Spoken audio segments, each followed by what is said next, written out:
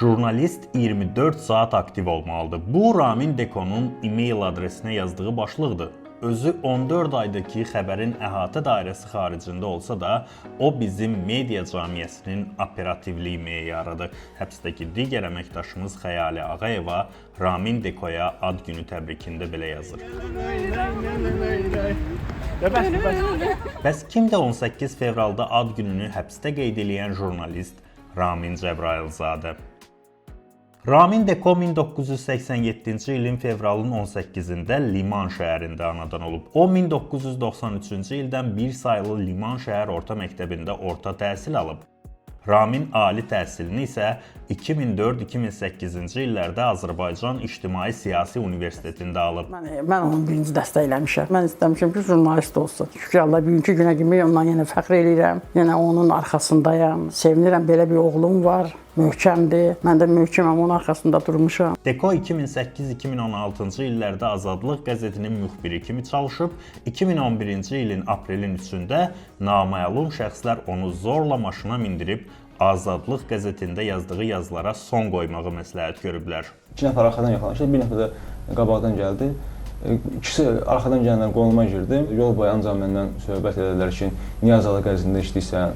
Xalq qəzeti var, Azərbaycan qəzeti var, orada işlə, daha sənin üçün yaxşı şanslar olar. Otur burada marşrut gözləməkdənsə, o biri qəzetdə işləsən daha yaxşı ola bilər. Sən də daha marşrut yox, xarici maşınla gedib gələrsən. Bir həyətə gətirdilər, bir mərtəbəli bir ev idi və heç nə orada yox idi. İnsan yaşayan, sən orada ki, burada insan yaşamır. Çoxdan burada insan yaşamır. Bu hadisəni ictimailəşdirməsindən bir gün sonra, aprelin 4-də axşam saat 21:00 radələrində Elmlər Akademiyası metro stansiyasının yaxınlığında 2 nəfər naməlum şəxs onu tutaraq döyməyə başlayıb, üzünə və bədəninə zərbələr endirib. Qısası təzyiqlər, həbs təhdidi və zorakılıq Raminin jurnalist kimi 15 ildən çoxdur təcrübə elədiyi elementlərdir.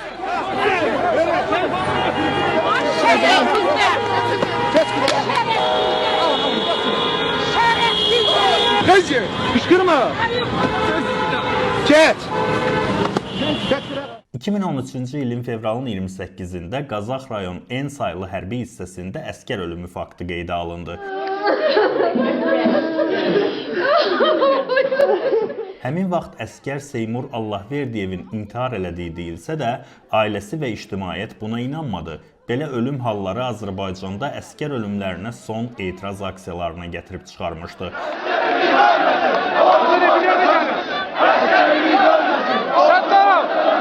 Deko həmin vaxt həm Bakıda gənclərin etirazlarını çəkib insanlara çatdırırdı, həm də Qazaxdan ailənin səsini eşitdirirdi.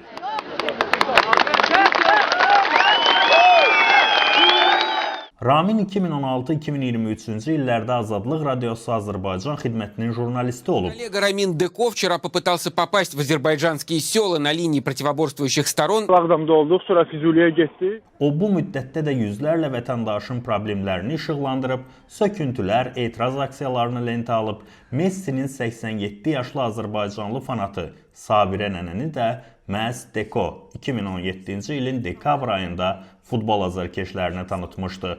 Ramin özü də dostları arasında Messi fanatı kimi tanınır. Ancaq Ronaldo burada. Bax, belə-beləydi, mən əsəbləşirəm. 2023-cü ildən isə o, Meydan TV-də jurnalist olaraq fəaliyyətinə davam eləyib. Bu müddətdə Azərbaycanın müxtəlif bölgələrindən sosial problemləri lentə alıb. 2024-cü ilin may ayının sonlarında Zaqatalanın Ələskər kəndinə getdi. Rayon mərkəzindən 18 kilometr aralıda yerləşən kəndin olmayan yollarından, tibb məntəqəsindən reportaj hazırladı.